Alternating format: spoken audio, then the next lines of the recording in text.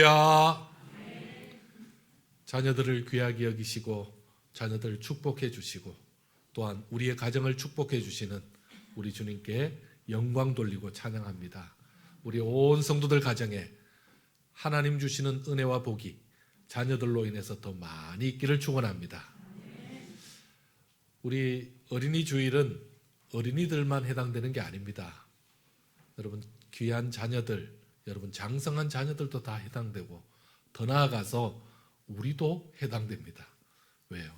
우리가 좀 80 대신 어르신이 아니라 어린이죠. 주님 앞에서는 90 대신 어린이입니다. 여러분 그러니까 하나님 앞에서 이 어린이 주일은 다시 한번 우리의 삶을 돌아보고 우리의 가정을 돌아보는 그런 날이 될 것입니다. 여러분 가정에 하나님 주시는 은혜와 복이 넘치기를 축원합니다. 날마다 지키시고 기르시는 하나님의 은혜만 가득한 한 주 되시기를 축원합니다. 자, 요즘 결혼하기가 참 쉽지 않죠. 그리고 결혼해도 그 다음 걱정이에요. 또 자녀 걱정입니다. 자녀 낳는 것도 쉽지 않습니다. 여러분 왜 이렇게 결혼도 쉽지 않고 자녀를 가지는 것도 쉽지 않을까요? 분명히 의료기술이나 모든 부분이 더 좋아졌고 예전보다 더 잘 먹고 예전보다 더 잘 사는 것 같은데 참 쉽지 않습니다. 왜 그렇겠습니까? 여러분 이게 이 각박한 시대에 이 현상이 세계적으로 선진국들이 겪는 현상 중에 하나입니다. 그런데 더 큰 문제는 우리나라가 1등이라는 겁니다. 우리나라의 이 지금 현재 결혼을 안 하는 거나 자녀를 안 낳는 것이 세계적으로 1등입니다. 우리는 1등 안 하면 직성이 안 풀리기 때문에 뭐든지 1등 합니다. 여러분 이것도 1등입니다. 왜 이럴까요? 우리나라는 이미 2018년부터 고령 사회에 들어갔습니다. 65세 이상 인구가 나라 전체의 14% 이상이면 고령 사회라고 그렇게 말합니다. 근데 고령 사회에 이미 우리 벌써 3년 전에 고령 사회가 됐습니다. 그런데 초고령 사회로 달려가고 있다는 것입니다. 초고령 사회는 20%, 인구 20%가 65세 이상일 경우입니다. 그런데 2026년이 예정이랍니다. 그런데 계획보다 더 빨라질 것 같습니다. 왜냐하면 지금 속도가 그렇게 빨리 가고 있습니다. 그럼 초고령 사회가 되면 어떻게 되죠? 어른들은 현재 일자리에서 퇴직이 불가능합니다. 왜요? 퇴직하면 누가 책임집니까? 예전에는 다 자녀들이 또 사회에서 어떻게 할 수 있어도 지금은 그게 안 되죠. 그러니까 더 힘들어지고 자녀들은 자녀들대로 힘듭니다. 모셔야 될 어른들이 너무 많아지죠. 젊은 사람들이 일을 하면서 섬겨야 될 분이 너무 많아지니까 부담이 너무 커지고 세금이 너무 커지죠. 그래서 이것은 보통 문제가 아닙니다. 줄이는 방법은 딱 한 가지입니다. 많이 결혼해서 아이를 많이 낳으면 평균이 내려가겠죠. 그렇게 되면 고령사회에서 탈피할 수 있는데 그거는 불가능해 보입니다. 여러분 이렇게 되면 어떻게 되죠? 결혼과 출산율이 떨어지면 그냥 사회 현상으로 그치면 좋겠는데 그렇게 되면요 사회 모든 틀이 무너집니다. 여러분 지금 우리 교회도 어르신들이 훨씬 많죠. 당연히 우리 교회가 전통이 있으니까 그렇지만 사실은 어르신들이 훨씬 많다라는 이 자체는 젊은 사람들이 많이 없다라는 얘기죠. 그러니까 젊은 사람들이 더 많아져야 되는데 교회도 세월이 지나면 자연 감소가 될 수밖에 없는 교회적으로도 위기가 있습니다. 여러분 이게 교회만 그럴까요? 사회적으로도 그렇습니다. 그리고는요 가정적으로도 이제는요 효를 강조하던 우리나라 또 효를 자랑하던 우리나라가 이제는 가정마다 부모님을 모시는 일, 부모님과 함께 있는 것 그 자체가 이제는 드문 현상이 되고 있습니다. 그러니까 가정이 문제가 생기고 그리고 더 나아가서 국가도 문제가 생깁니다. 여러분 요즘 자녀들이 없어서 사회 문제가 또 하나 생겼습니다. 요즘 여성 군입대 문제가 나오고 있습니다.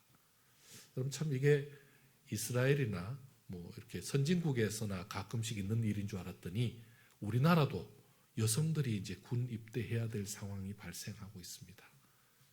이제는 그냥 직업 군인이 아니라 남자도 남자 군에 가는 것처럼 여자도 군에 갈 시대가 될 수도 있습니다. 그 정도로 지금 인력이 또 젊은 사람이 부족해졌다라는 겁니다. 그럼 그렇다면 왜 젊은이들은 이렇게 결혼하는 것 그리고 자녀를 낳는 것을 기피하고 있을까요? 여러분 많은 복잡한 얘기가 있지만 한마디로 그만큼 수월하지 않다. 먹고 사는 것조차 힘들다. 지금 현재 가정을 이루어야 되는데 그리고 또 자녀를 키워야 되는데 이 모든 것이 쉽지 않다라는 얘기 중에 하나입니다. 현실적인 모든 것이 부족하다. 또 채워져야 될 것이 너무 많다라는 겁니다. 극복할 수 있는 길은 없을까요? 오늘 성경에서 그 길을 좀 찾아보려고 합니다. 우리 2절 말씀 한번 보실까요? 2절 말씀 한번 같이 읽겠습니다. 시작. 내가 내 손이 수고한 대로 먹을 것이라. 내가 복되고 형통하리로다. 아멘. 아멘. 내 손이 수고한 대로 먹고 그리고 복되고 형통하면 이 문제 해결되죠. 정말 눈에 번쩍 뜨이는 말씀이죠. 정말 이 말씀대로 된다면 무슨 걱정이 있겠습니까? 우리 주변에는요, 수고했지만 수고한 대로 먹지 못하는 사람들이 너무 많습니다. 여러분 애쓰고도 수고하고도 먹지 못하는 사람들이 많다라는 이 말은요, 불안하다는 거죠. 특히 요즘 여러분 우리가 예전에는 보이스 피싱인데 이제는요 문자 피싱들이 너무 많습니다. 여러분 뭐 잘못 누르면 어떻게 됩니까? 그냥 돈 빠져나가죠. 돈만 빠져나가는 게 아니라 그거 복구하려고 또 누르면요 재산이 빠져나갑니다. 그런 일들이 있습니다.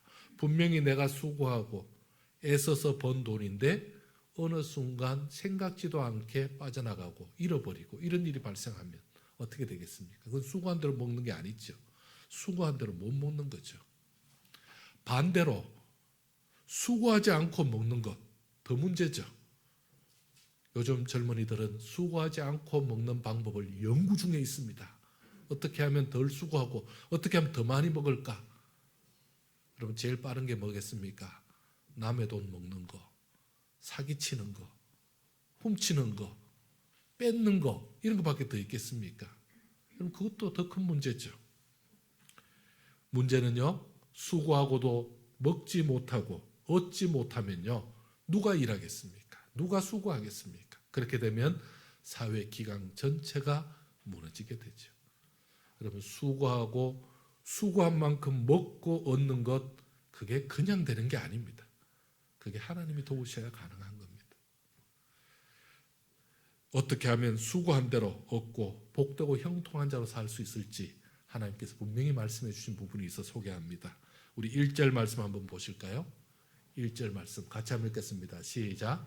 여호와를 경외하며 그의 길을 걷는 자마다 복이 있도다. 아멘. 아멘. 여호와를 경외하며 그 길을 걷는 자마다 복이 있다고 말씀하셨고 4절 말씀 보겠습니다. 시작. 여호와를 경외하는 자는 이같이 복을 얻으리로다. 뭐 하는 자요? 여호와를 경외하는 자가 복을 받을 것이다. 5절 말씀도 읽어볼까요? 여호와께서 시온에서 내게 복을 주실지어다. 아멘. 자, 시온에서 내게 복을 주실지어다. 하나님 복을 주셔야 된다라는 말씀입니다. 여호와를 경외하는 신앙을 통해서 이런 복을 주시겠다고 말씀하셨습니다. 여호와께서 이렇게 말씀하신 것은 여호와를 경외하는 자에게 주시겠다 그러죠. 그럼 경외가 뭐죠? 경외라는 것 자체는요, 하나님을 섬기는 구체적인 신앙의 모습입니다. 신앙의 삶의 모습입니다. 하나님을 섬기고자 하는 그 뜨거운 마음이죠. 흉내만 내는 신앙이 아니라는 말씀입니다. 하나님을 경외하는 자로서 합당한 생활을 하는 자에게 이런 복을 주시겠다고 계속해서 경외하는 자에게 이 복을 주겠다고 3번이나 말씀하고 계십니다. 그것도 성경에서 약속하신 것입니다. 정말 하나님을 제대로 섬기면 오늘 성경에서 약속한 이 복을 받을 수 있는 것입니까? 그렇습니다. 하나님께서는 거짓이 없는 분이죠. 하나님께서는 분명히 말씀으로 축복해 주셨죠. 하나님 말씀하신 바를 이루지 않은 것이 없죠. 하나님이 행하십니다. 하나님의 약속은 신실하시고 반드시 그 약속대로 결과를 주시는 분이십니다. 특히 하나님은 이 약속의 복을 가정을 통해 주셨다라고 분명히 말씀하고 있습니다. 어떻습니까? 하나님을 잘 섬기는 자에게, 제대로 섬기는 자에게 가정이 잘 되는 복을 주시겠다라고 말씀하고 있습니다. 가정이 살아나고 후손까지 잘 되는 복이 임한다라고 말씀하고 있습니다. 이것이 바로 성경이 약속한 복입니다. 성경이 보장한 복입니다. 여호와를 경외하는 자에게 주시는 복, 가정을 통해서 주시는 복은 무엇일까요? 오늘 4가지를 말씀하고 있는데요. 먼저는 경제적인 복을 주신다고 말씀하고 있습니다. 어떤 복요? 경제적인 복입니다. 2절 말씀 한번 읽겠습니다. 2절 같이 한번 읽겠습니다. 시작. 내가 내 손이 수고한 대로 먹을 것이라. 내가 복되고 형통하리로다. 아멘. 아멘. 내 손이 수고한 대로 먹을 것이다. 수고한 대로 먹게 하는 복이죠. 가정을 유지하기 위해서는 여러 가지 요소가 필요한데 가장 첫 번째 필요한 것이 있다면 바로 경제력입니다. 여러분, 이 경제력이 얼마나 중요합니까? 우리가 흔히 돈이라는 화폐로 주어지는 이 경제력, 이것은 이 경제력 문제가 해결된다면 결혼 문제도 조금 더 나아질 것입니다. 우리 대통령 후보로 나왔던 허모 씨가 있습니다.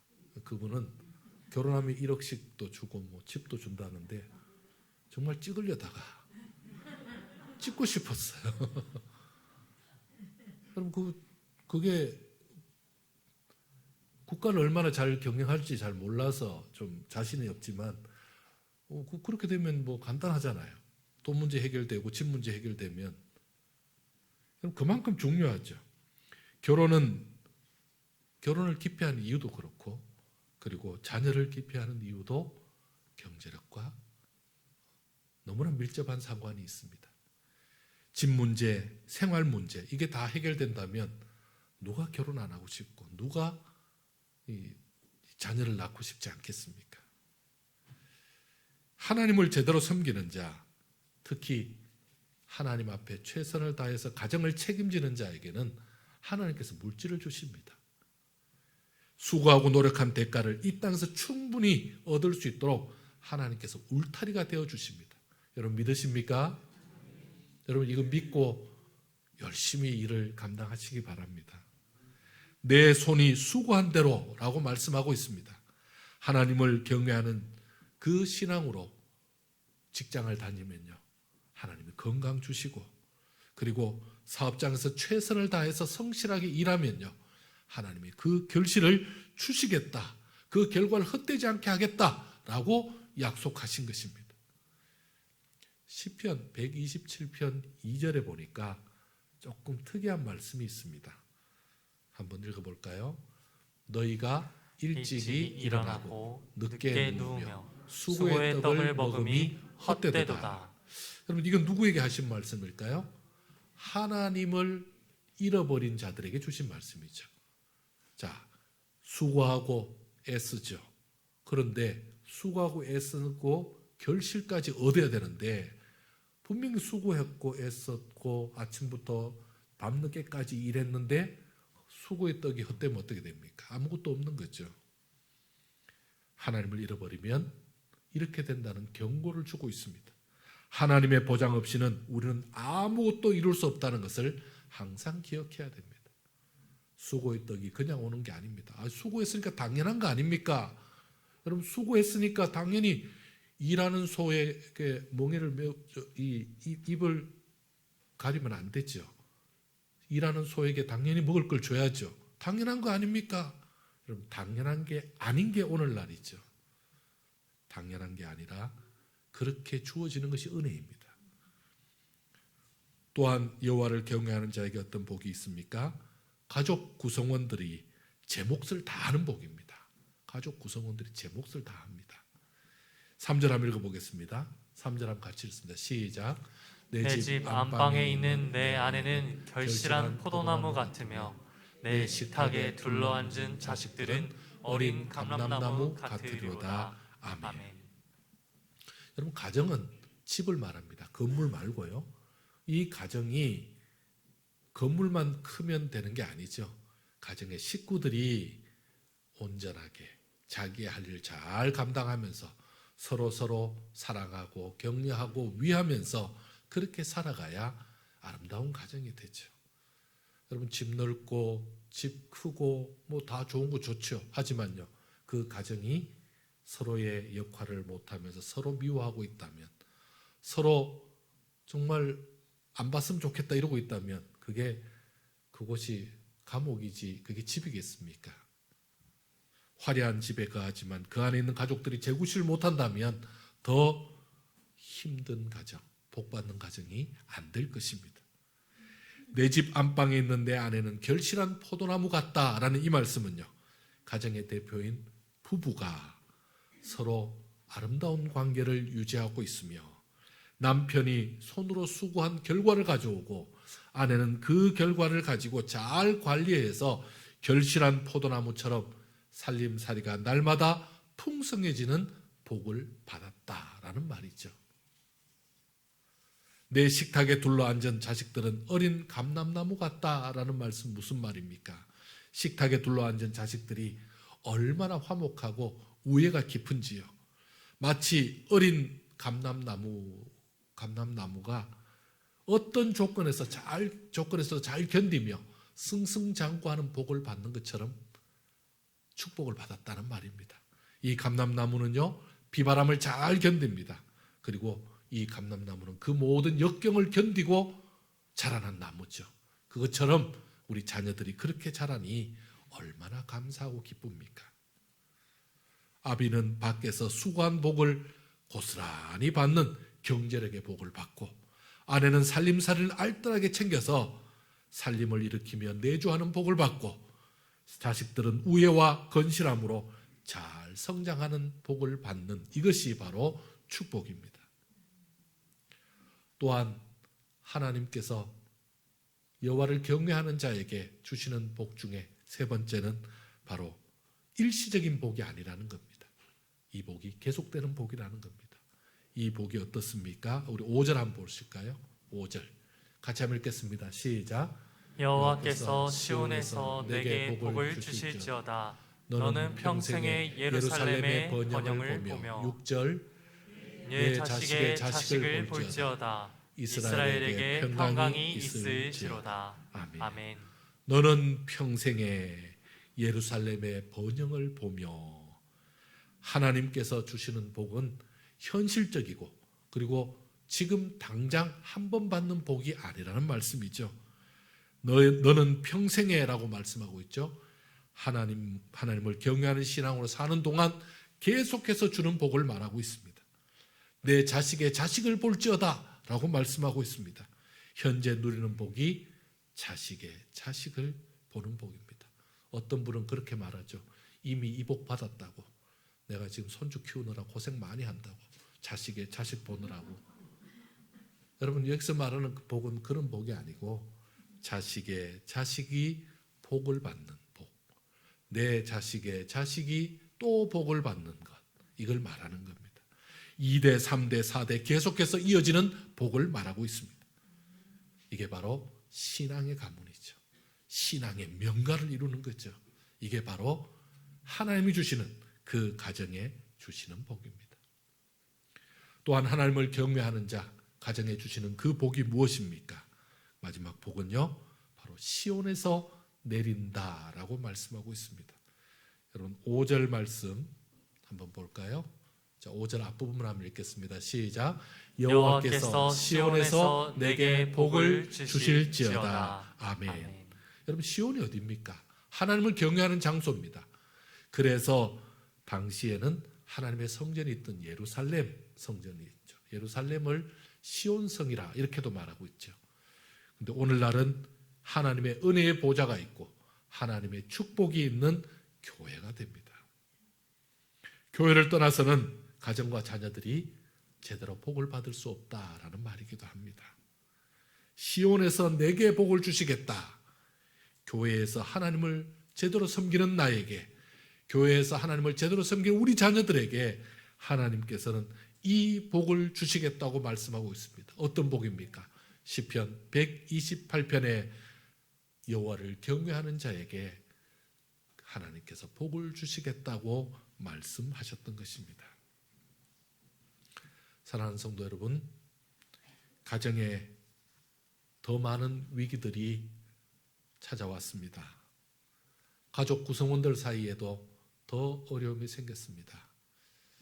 여러분, 요즘 심심치 않게 들려지는 것이 자녀들하고 부모가, 가족들 전체가 동반 자살했다라는 이런 얘기를 듣습니다.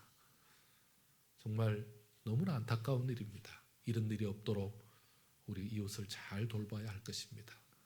그리고 이번 주에는 또 남동생이 누나를 살해했답니다. 누나가 잔소리를 해서 홧김에 그렇게 칼로 찔렀답니다. 그런데 25번이나 찔렀다네요. 자기도 그만큼 찌른 줄 몰랐다는데 이게 뭔 말입니까? 여러분, 이런 일들이 왜 가족 간에, 왜 같은 형제 간에, 자매 간에, 남매 간에 이런 일이 벌어집니까? 여러분, 가정의 위기는 정말 이 사회 전체의 문제가 아닐 수 없습니다. 코로나로 인해서 더 사람들이 예민해졌고 코로나로 인해서 더 힘든 시간을 겪고 있습니다. 그러나 아무리 코로나 아니라 무엇이라도 우리의 가정을 이렇게 회파시킬 수는 없죠. 이렇게 무너뜨릴 수는 없습니다. 지금 현재 우리 가정은 그런 문제 없으니까, 우리 가정은 그런 일이 없으니까 괜찮다라고 생각하는 것, 여러분 그것도 한번 돌아봐야 됩니다. 언제든지 그런 일이 생기지 않아서 그렇지, 그런 일이 없어서 그렇지, 우리 가정에도 어떤 위협이 생기거나 문제가 생기면 우리도 금방 그렇게 흔들릴 수 있는 그런 불안한 구조들을 가지고 있는 것이 현실입니다. 어떻게 하면 좋을까요? 어떻게 해야 됩니까? 당장 눈앞에 있는 그런 문제들 때문에 낙심하거나 이런 문제가 계속 지속되는 데를 어떻게 살겠냐, 차라리 다르게 생각하겠다, 이것이 아니라 이때 우리 하나님을 붙잡아야 합니다. 하나님께 돌아와야 됩니다. 신앙을 통해서 내 가정, 내 자녀들, 내 일을 더 복되게 할 수 있습니다. 하나님께서 약속해 주셨잖아요. 여호와를 경외함으로 오늘과 내일 우리의 가정을 더욱더 든든히 세워나갈 수 있는 길이 있습니다. 하나님을 붙잡고 우리의 신앙을 바로 세워야 할 이유가 바로 여기에 있습니다. 먼저 어떻게 세워야 합니까? 하나님 중심으로 세워야 합니다. 여러분, 하나님 중심이 되어야 합니다. 복은 어디서부터 오죠? 여호와께서라고 말씀하고 있습니다. 여러분, 복을 주시는 분은 여호와입니다. 하나님이십니다. 직장에서, 사업의 문제에서, 그리고 개인과 부부의 문제에서, 그리고 자녀들 모두 하나님을 중심으로 나아갈 수 있도록 다시 한번 우리를 세워야 합니다. 우리의 신앙을 분명히 세워야 합니다. 하나님을 잃어버리면 전부를 잃어버리는 것입니다. 이번 주에 또 안타까운 일이 있었잖아요. 한강에 그 멀쩡한 아들이 그렇게 시체로 발견이 됐습니다. 친구하고 한강에 놀러 갔던 아이가 연락이 안 돼서 그 친구 보고 어떻게 됐냐 그랬더니 그 친구가 하는 말이, 같이 술 먹었는데 3시 반까지는 같이 있었는데 그 이유는 모르겠다고. 여러분, 우리가 섬기는 주님은 그 주님이 아닙니다. 진짜 주님을 섬겨야지 어떻게 거기에 맡깁니까? 인생을 정말 자신을 무너뜨리는 거기에 맡기니까 하나님을 중심으로 하지 않으니 얼마나 안타까운 일이 벌어집니까? 하나님 중심으로 우리가 바로 서야 합니다. 하나님 잃어버리면 우리는 무너지고 마는 것입니다. 말씀 중심으로 다시 한번 서야 합니다. 여러분, 변하지 않는 게 뭐죠? 하나님의 말씀입니다. 시대가 바뀌어도, 세월이 바뀌어도, 그리고 유행이 바뀌어도 변하지 않는 것이 하나님의 말씀이죠. 성경 말씀이죠.